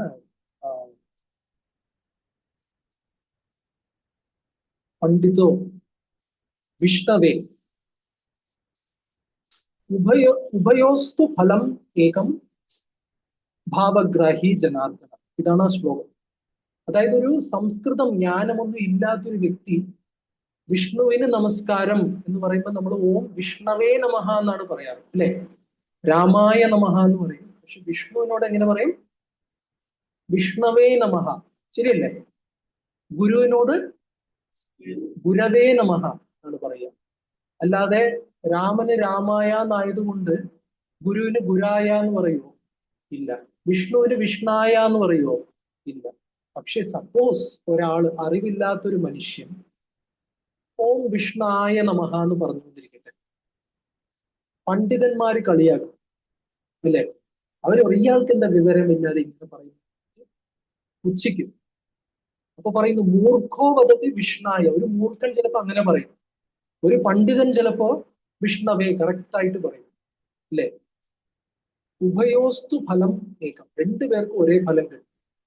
കാരണം ഭാവഗ്രാഹി, ഭാവമാണ് ഭഗവാൻ നോക്കുന്നത്. അതുകൊണ്ട് നമുക്ക് അറിയാവുന്നതുകൊണ്ട് വിജയമായാലും പരാജയമായാലും ജടായുവിനും ഹനുമാനും രണ്ടുപേർക്കും ശ്രീരാമചന്ദ്ര ഭഗവാന്റെ കാരുണ്യം കിട്ടും, അല്ലെ? അതേപോലെ ഞാൻ ചെയ്യുന്ന, ആത്മാർത്ഥമായി ചെയ്യാൻ ശ്രമിക്കുന്ന അതിൽ എന്തൊക്കെ കുറവുകൾ ഉണ്ടായാലും ഭഗവാൻ അത് സ്വീകരിക്കും എന്നുള്ള ഉറച്ച വിശ്വാസം ഉണ്ടായിരുന്നു പ്രഭുപാദന്. അതുകൊണ്ട് ഈ പ്രസ്ഥാനം വന്ന് 108 ക്ഷേത്രങ്ങളും ലോകത്തിന്റെ തന്നെ ആചാര്യനായി പ്രഭുപാദ് മാറി, അല്ലെ? ഇന്ന് ലോകത്തിൽ ഏറ്റവും കൂടുതൽ പുസ്തകങ്ങൾ, ആധ്യാത്മിക പുസ്തകങ്ങൾ ആരുടെയാണ്? ബൈബിളിനെക്കാളും കൂടുതൽ എന്നാണ് പറയുന്നത്. അത്രയും ആധ്യാത്മിക ഗ്രന്ഥങ്ങൾ ഈ ഹരേകൃഷ്ണ പ്രസ്ഥാനമാണ് പ്രസിദ്ധീകരിച്ച് വിതരണം ചെയ്തിരിക്കുന്നത്. ഈവൻ എന്താണ് അതിന്റെയൊക്കെ ഓഥർ ആരാണ്? പ്രഭുപാദാണ്. പ്രഭുപാദിന് അഹങ്കരിക്കാൻ ഇഷ്ടംപോലെ വകയുണ്ട്, ഇല്ലേ? പക്ഷെ ആ സമയത്തും പ്രഭുപാദ് സംതൃപ്തനായിരുന്നു. ഒന്നുമില്ലാത്ത കാലത്തും പ്രഭുപാദ് തെരുവിൽ ഇറങ്ങി നടക്കുകയാണ് ഗുരുവിന്റെ ആജ്ഞ പാലിക്കാൻ. ആ സമയത്തും പ്രഭുപാദിന്റെ ഹൃദയത്തിൽ എന്തുണ്ടായിരുന്നു? സംതൃപ്തി ഉണ്ടായിരുന്നു. സംതൃപ്തനായ ഭക്തനെ ഭഗവാന് വളരെ ഇഷ്ടം. റൈറ്റ്? Satisfied devotee. അതിനർത്ഥം എല്ലാ സമയത്തും സുഖത്തിലും ദുഃഖത്തിലും നമ്മൾ ഒരുപോലെ കല്ല് പോലെ ഇരിക്കണം എന്നല്ല. ദുഃഖം ഉണ്ടാവുമ്പോൾ നമ്മൾ കരയും, സുഖം ഉണ്ടാവുമ്പോൾ ചിരിക്കും, അത് സ്വാഭാവികമാണ്. പക്ഷെ എന്നിരുന്നാലും എല്ലാ സന്ദർഭങ്ങളിലും എനിക്ക് ഭഗവാനുണ്ട്, അല്ലെ? സുഖം ഉള്ളപ്പോ ഭഗവാൻ എന്നോട് കൂടുതൽ അടുക്കുന്നില്ല, ദുഃഖം വരുമ്പോ വിട്ടുപോകുന്നില്ല, അല്ലെ? ഇതറിഞ്ഞു കഴിഞ്ഞാൽ നമുക്ക് ആദ്യത്തെ ക്വാളിറ്റി സംതൃപ്തി ഉണ്ടാവും. സംതൃപ്തി ഹൃദയത്തിൽ ഉണ്ടെങ്കിൽ നമ്മുടെ വാക്കുകൾ സൗമ്യമായിരിക്കും, ശരിയല്ലേ? നമ്മൾ തന്നെ ഡിസ്റ്റർബ്ഡ് ആവുമ്പോഴാണ് നമ്മൾ എന്ത് ചെയ്യുന്നത്? ഇങ്ങനെ ഞാൻ മാത്രം ഡിസ്റ്റർബ്ഡ് ആയിട്ടിരിക്കുന്നു, ഞാൻ മാത്രം വിഹ്വലനായിട്ടിരിക്കുന്നു, ഇത് 4 പേർക്ക് ഇതും കൊടുക്കാന്ന് പറഞ്ഞിട്ട് എന്താവും? ചുറ്റുമുള്ളവരെയും നമ്മൾ എന്ത് ചെയ്യും? എന്താ പറയാ, അങ്ങാടിയിൽ തോറ്റതിന് എന്ന് പറയുന്നത്. ഇക്കാലത്ത് അങ്ങനെയല്ല. ഓഫീസിൽ തോറ്റതിന് വീട്ടിൽ, അങ്ങനെ അത് മാറ്റി എഴുതണം പഴഞ്ചൊല്ല്, അല്ലെ? പുതുച്ചൊല്ലാക്കാതെ. അപ്പൊ അങ്ങനെ നമ്മൾ എന്ത് ചെയ്യുന്നു? അകത്ത് സംതൃപ്തി ഉണ്ടെങ്കിൽ നമുക്ക് പുറത്ത് സൗമ്യമായിട്ടിരിക്കാൻ സാധിക്കും, ശരിയല്ലേ? അകത്ത് സംതൃപ്തി ഇല്ലാതെ പുറമേ നമ്മൾ ഒന്നും കാണിച്ചിട്ട് കാര്യമില്ല, പൊട്ടിത്തെറി ആ സന്ദർഭം വരുന്നു. എക്സാമ്പിൾ പറയുന്ന പോലെ ആപ്പിളിനെ മിക്സിയിലിട്ട് അടിച്ചു കഴിഞ്ഞാൽ എന്ത് ജ്യൂസ് വരും? Apple juice. ഓറഞ്ചിനിട്ടാല് അകത്തുള്ളതേ പുറത്തു വരും, അല്ലെ? അതുകൊണ്ട് സംതൃപ്തി വളരെ പ്രധാനമാണ്. അപ്പൊ സൗമ്യത വരും. പിന്നെ മൗനം. മൗനം എന്ന് പറഞ്ഞാൽ എന്താണ്? ഒന്നും മിണ്ടാതെ മൗനവ്രതം അല്ല അതിന്റെ ഉദ്ദേശം, അല്ലെ? ഒന്നും മിണ്ടാതിരിക്കുക എന്നുള്ളതല്ല ഉദ്ദേശം. ആവശ്യമില്ലാത്തത് സംസാരിക്കാതിരിക്കുക എന്നുള്ളതാണ് മൗനം, ശരിയല്ലേ? അപ്പോ പ്രഭുപാദ് ഇവിടെ ഒരു കാര്യം പറയുന്നു. ചിന്താ ഗൗരവമാണ് മനസ്സിന് ഉത്തമമായ പരിശീലനം. നമ്മൾ ചിന്തകള് തോന്നുന്ന ചിന്തകൾ ആകരുത്, ഇല്ലേ? നമ്മുടെ മനസ്സെന്ന് പറയുന്ന ഒരു facebook.com ആക്കി മാറ്റരുത്. എവിടുന്നോ ഒക്കെ പോസ്റ്റ് വരും, നമ്മൾ ചോദിച്ചും ചോദിക്കാത്ത എല്ലാം കയറി അകത്തേക്ക് വരും. അങ്ങനെ ആക്കരുത്, ഇല്ലേ? നമ്മുടെ മനസ്സിനെ ചിന്താ ഗൗരവം, സീരിയസ് ആയിട്ട് വയ്ക്കുക. സീരിയസ് എന്ന് വെച്ചാൽ അർത്ഥം എന്താണ്? ചിന്താ ഗൗരവമുള്ള മനുഷ്യനെ കണ്ട എങ്ങനെ ഉണ്ടായിരിക്കണം? ഇതാണോ ചിന്താ ഗൗരവം? പ്രഭുപാദ് എങ്ങനെയായിരുന്നു? സീരിയസ് ആയിരുന്നു പ്രഭുപാദ്. ഭയങ്കര ജോലിയായിരുന്നു, വെരി ഹാപ്പി. ഒരു ഭക്തന്റെ ലക്ഷണം ഭയങ്കര ഹാപ്പി ആയി എപ്പോഴും, അല്ലേ? സംശയമില്ല, ഹാപ്പി ഡിവോട്ടി. പക്ഷെ ചിന്ത ഗൗരവം എന്ന് പറഞ്ഞാൽ എന്താണ്? ചിന്ത ഗൗരവം എന്ന് വെച്ചാല് നമ്മളെ ആത്മാവാണ്, നമുക്ക് ഭഗവാനുമായിട്ട് ബന്ധമുണ്ട്. ആ സ്നേഹബന്ധം വളർത്തുകയാണ് നമ്മുടെ മനുഷ്യ ജീവിതത്തിന്റെ ലക്ഷ്യം, ഇല്ലേ? അതാണ് മെയിൻ തിങ്. നമുക്കും ഭഗവാനുമായിട്ടുള്ള ബന്ധത്തെ വളർത്തുക. പിന്നെ ഭഗവാനുമായിട്ട് മാത്രമല്ല, മറ്റു വ്യക്തികൾ, അച്ഛൻ, അമ്മ, ബന്ധുക്കൾ എല്ലാവരും ഉണ്ട്. പക്ഷെ അതിനൊക്കെ ഭഗവാന്റെ ബന്ധത്തോട് ചേർത്ത് കാണുക, അങ്ങനെയല്ലേ? അപ്പൊ അതാണ് എന്റെ ജീവിത ലക്ഷ്യം എന്ന് പറയുമ്പോഴേക്ക് എന്താവും? ആ ഒരു ഗൗരവം എപ്പോഴും മനസ്സിനകത്ത് കിടക്കാം. ബാക്കിയുള്ള കാര്യങ്ങൾക്ക് നമുക്ക് അത്ര വേണ്ടാത്തതിലേക്ക് നമുക്ക് പോകാൻ സമയമില്ല. ശരിയല്ലേ? അപ്പൊ അങ്ങനെയായിരിക്കും. അതാണ് ചിന്താ ഗൗരവം എന്ന് പറയുന്നത്. അത് ചിരിക്കാതെയോ സീരിയസ് ആയിട്ടിരിക്കുക, മുഖം ധരിപ്പിച്ചിരിക്കുക, അതല്ല ചിന്താഗൗരവം. മനസ്സിലായി?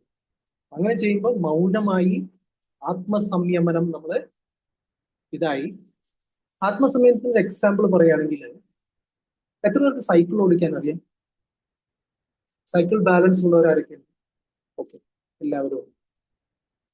സൈക്കിൾ എന്ന് വെച്ചാൽ മറ്റേ സ്കൂട്ടി ഇതൊക്കെ സൈക്കിൾ ബാലൻസ്. നമ്മള് സൈക്കിൾ ഓടിക്കുമ്പോൾ സ്ട്രെയിറ്റ് ആയിട്ട് ഇങ്ങനെ നിന്ന് എപ്പോഴും ഓടിക്കാൻ പറ്റും.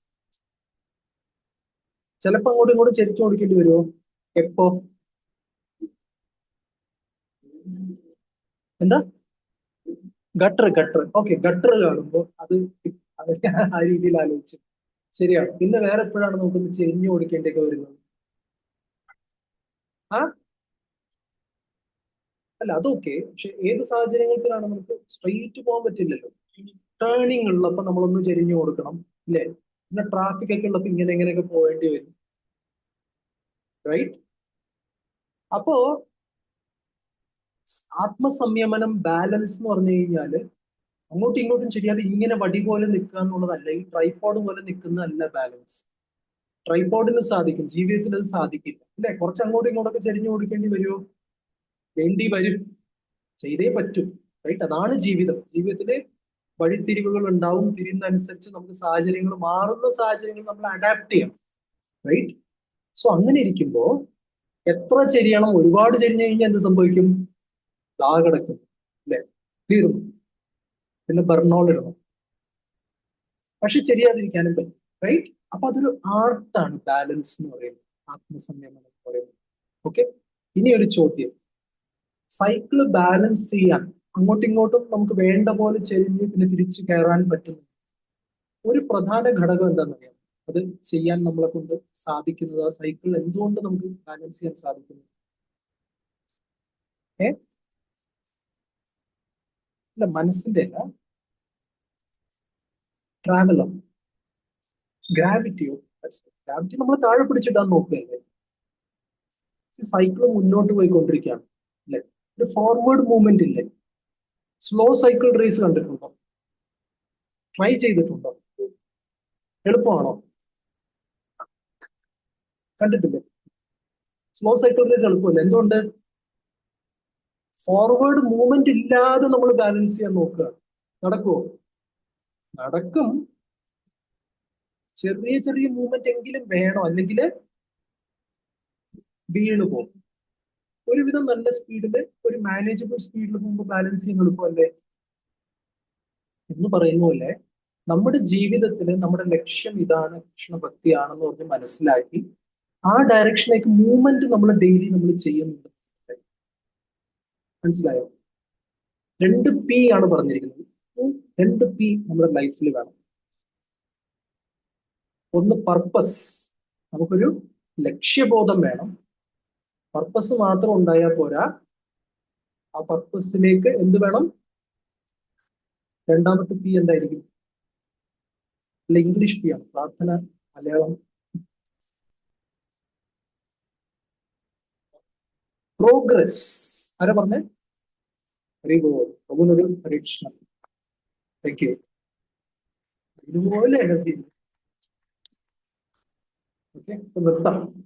സോ പർപ്പസ് ഉണ്ടായിരിക്കണം. പിന്നെ ആ പർപ്പസിലേക്ക് നമുക്കൊരു പ്രോഗ്രസ്, നമുക്ക് ആ പ്രോഗ്രസ് ഫീൽ ചെയ്യണം.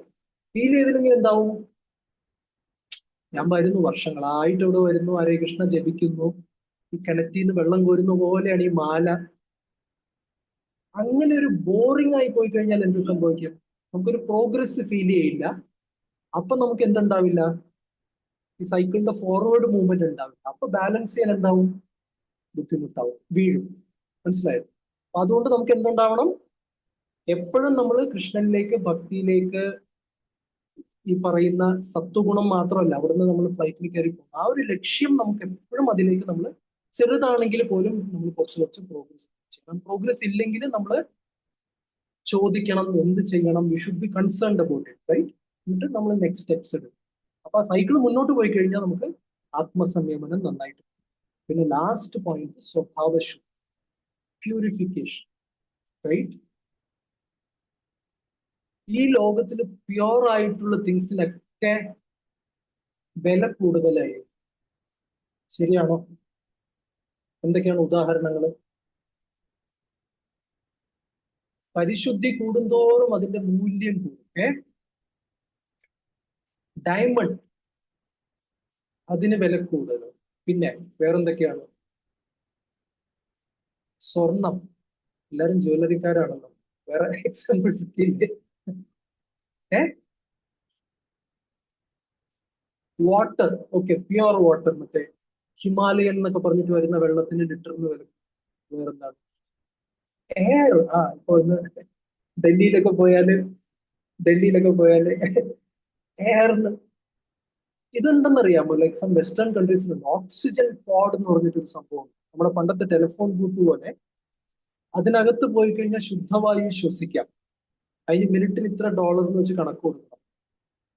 പേടിക്കണ്ട, കൊച്ചിയിലും വരും നാളെ, അല്ലേ? ആ ഒരു കാലഘട്ടം. ശബരിമലയില? ഓക്കെ, അറ്റ്ലീസ്റ്റ് പിന്നെയും കുഴപ്പമില്ല. ഇത് ഇങ്ങനെയൊക്കെ വരും. വേറെ എന്തൊക്കെയാണ് പ്യുവറിന്റെ വില കൂടുതൽ? ഇപ്പൊ എല്ലാവരും ഓർഗാനിക്, എല്ലാ ഓർഗാനിക് സാധനങ്ങൾ മേടിക്കുന്നില്ലേ? അത് കൂടുതൽ കാശ് കൊടുക്കണ്ടേ? എന്ന് വെച്ചാൽ വളവും കീടനാശിനിയും ഇട്ടതിന് വില കുറവാണ്. ഇതൊന്നും ഇടാതെ ശുദ്ധമായ കാര്യത്തിന് എപ്പോഴും വില കൂടുതലാണ്.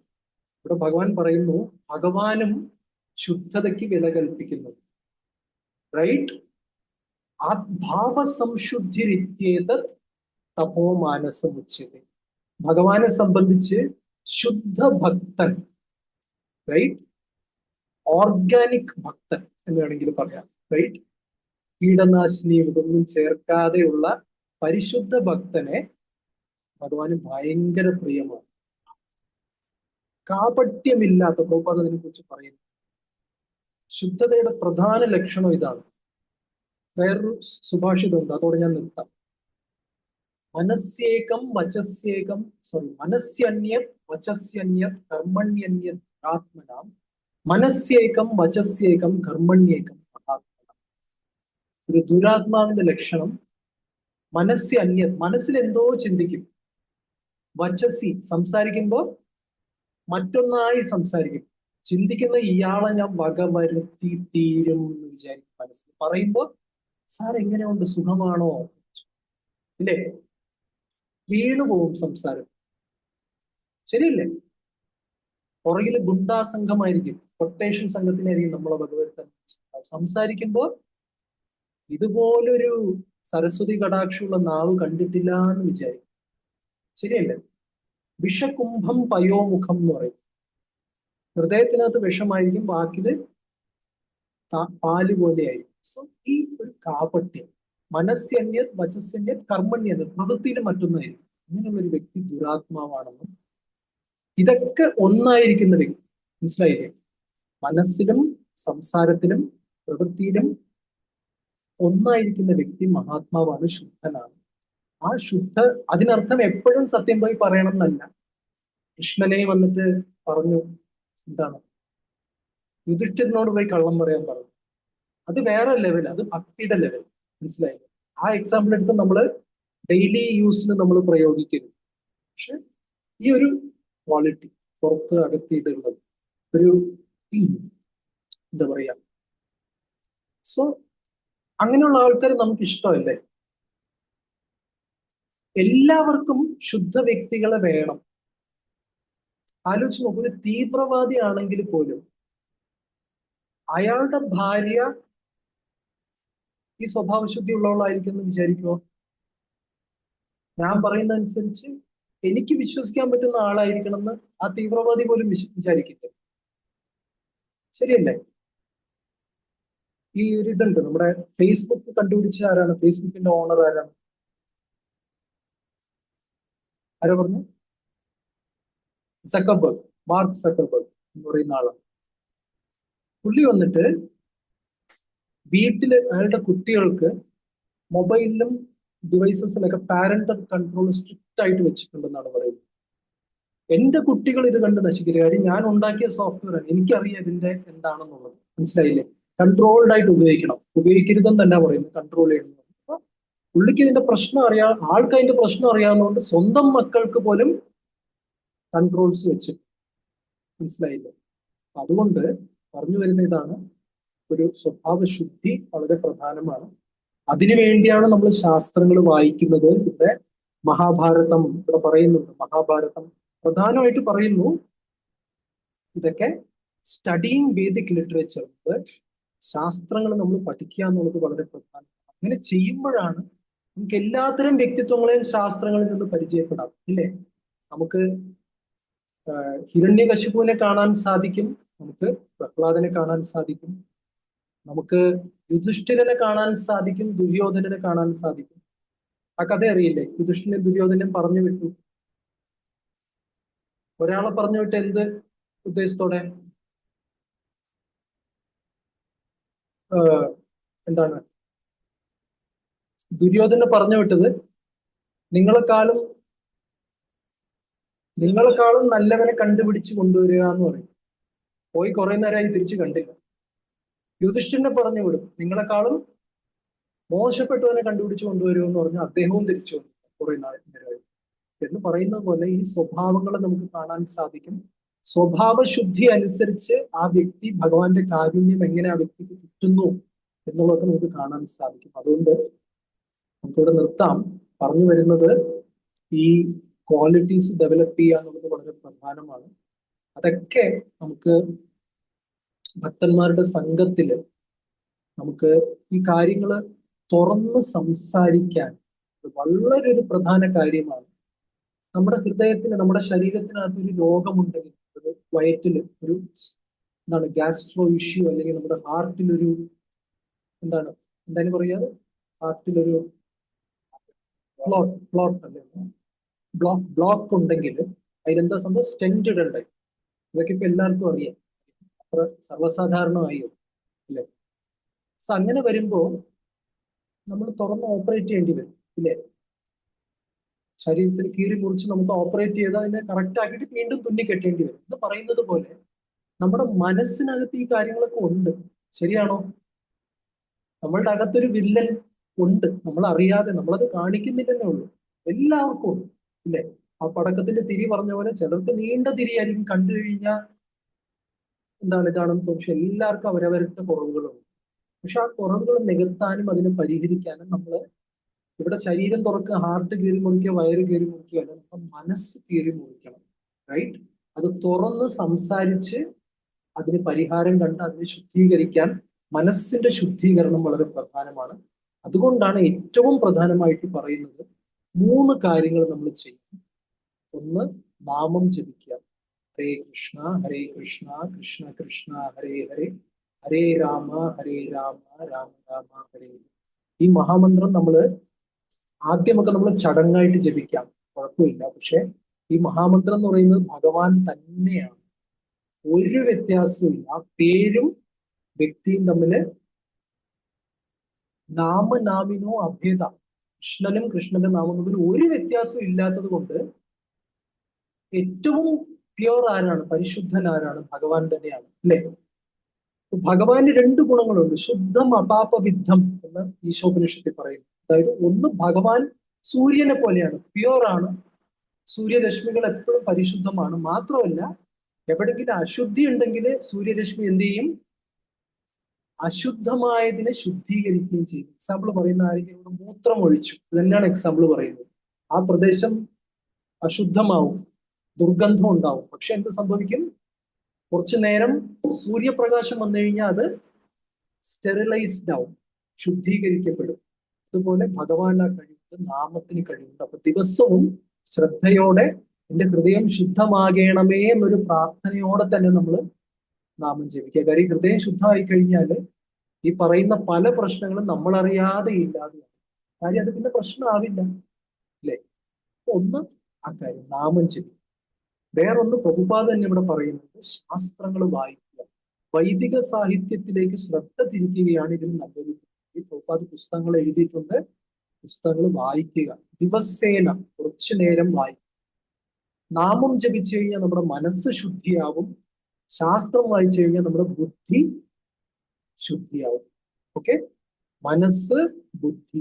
ഇനി മൂന്നാമത്തെ ഒരു കാര്യം കൂടെ ഉണ്ട് ശുദ്ധമാവാൻ. ഇത് നമ്മുടെ സൂക്ഷ്മ ശരീരത്തിൽ 3 കാര്യങ്ങളുണ്ടല്ലോ: മനസ്സ് ശുദ്ധമാവാൻ നാമജപം, ബുദ്ധി ശുദ്ധിയാവാൻ ശാസ്ത്ര പഠനം, മനസ്സ്, ബുദ്ധി. പിന്നൊരു സാധനം കൂടെ ഉണ്ടല്ലോ, അഹങ്കാരം. ഉണ്ടോ ഇല്ലയോ? അതിന് ശുദ്ധമാക്കാൻ എന്താണ് ചെയ്യേണ്ടത്? അത്ര എളുപ്പമല്ല. അസോസിയേഷൻ, സത്സംഗം. ഭക്തന്മാരുടെ ഇടയ്ക്ക് വരുമ്പോ അത്യാവശ്യം കുറച്ച് ഒരസലുകളൊക്കെ ഉണ്ടാവും. സത്യമാണോ? ആ രത്നത്തിനെ പോളിഷ് ചെയ്യുന്ന പോലെയാണ്. ഒരു ഡയമണ്ടിനെ പോളിഷ് ചെയ്തെടുക്കാൻ ആദ്യം കട്ടിങ് ഒക്കെ ചെയ്യേണ്ടത് കുറച്ച് ബുദ്ധിമുട്ടായിരിക്കും. പക്ഷെ അവസാനം നമ്മൾ രത്നങ്ങളായിട്ട് കൊടുത്തു എന്ന് പറയുന്ന പോലെ ഭക്തസംഘത്തിലാണ് ഒരു അഹങ്കാരത്തിന്റെ പ്യൂരിഫിക്കേഷൻ നടക്കുന്നത്. മനസ്സിലാവുന്നുണ്ടോ? അതുകൊണ്ടാണ് പ്രഭുപാദ് പറഞ്ഞത് അസോസിയേഷൻ എടുക്കണം. ഭക്തസംഘം നമുക്ക് ഇഷ്ടപ്പെട്ടാലും ഇല്ലെങ്കിലും ചിലപ്പോഴൊക്കെ നമ്മൾ വരണം, എടുക്കണം. ഇപ്പൊ എന്താവും? നമ്മൾ പോളിഷ് ആയിക്കൊണ്ടിരിക്കുകയാണ്. മനസ്സിലായി? അങ്ങനെ ഈ 3 കാര്യങ്ങൾ നമ്മൾ ചെയ്യും. മനസ്സിന് നാമജപം, ബുദ്ധിക്ക് ശാസ്ത്ര പഠനം, അഹങ്കാരത്തിന് ഭക്തന്മാരുടെ സത്സംഗം. ഇത്രയും ചെയ്തു കഴിഞ്ഞാൽ ഈ പറയുന്ന എല്ലാ ക്വാളിറ്റീസും വരും. ആ ഗുണങ്ങൾ വന്നു കഴിഞ്ഞാൽ നേരത്തെ പറഞ്ഞ പോലെ ശുദ്ധിയുള്ള ഒരു വ്യക്തി ഭഗവാൻ എന്ത് വില കൊടുത്തും ഭഗവാൻ ഓർഗാനിക്കായ എന്താ പറയാ ഒരു ഭക്തനെ, ശുദ്ധനായ ഒരു ഭക്തനെ ഭഗവാൻ എന്ത് വില കൊടുത്തും തൻ്റെതാക്കാൻ ഭഗവാൻ മുന്നോട്ട് വരും. സോ അങ്ങനെ നടക്കട്ടെ എന്ന് നമുക്ക് എല്ലാവർക്കും പ്രാർത്ഥിക്കാം. ശില പ്രഭുപാദനോട് നമ്മുടെ എല്ലാവരുടെയും ആത്മശുദ്ധിക്ക് വേണ്ടിയും പരസ്പരം ശുദ്ധീകരിക്കാൻ നമുക്ക് എന്താ പറയാ പരസ്പരം സുഹൃത്തുക്കളായിരുന്ന് അങ്ങോട്ടും ഇങ്ങോട്ടും ഉള്ള അല്ലറ ചില്ലറ കാര്യങ്ങളൊക്കെ പരിഹരിച്ച് നമുക്ക് എല്ലാവരും ശുദ്ധീകരിക്കപ്പെട്ട് ഈ ജന്മത്തിന്റെ അവസാനത്തിൽ തന്നെ വേറെ എങ്ങോട്ടും പോവാതെ ആ ഫ്ലൈറ്റിൽ കയറി വൈകുണ്ഠത്തിലേക്ക്, ഗോലോകത്തിലേക്ക് പോകാനുള്ള ഭാഗ്യം ശീല പ്രഭുപാദര് തരണമേ എന്നുള്ളത് പ്രാർത്ഥനയോടെ നമുക്ക് നിർത്താം. ഹരേ കൃഷ്ണ ഹരേ കൃഷ്ണ കൃഷ്ണ കൃഷ്ണ ഹരേ ഹരേ, ഹരേ രാമ രാമ രാമ ഹരേ ഹരേ. ശീല പ്രഭുപാദ് കി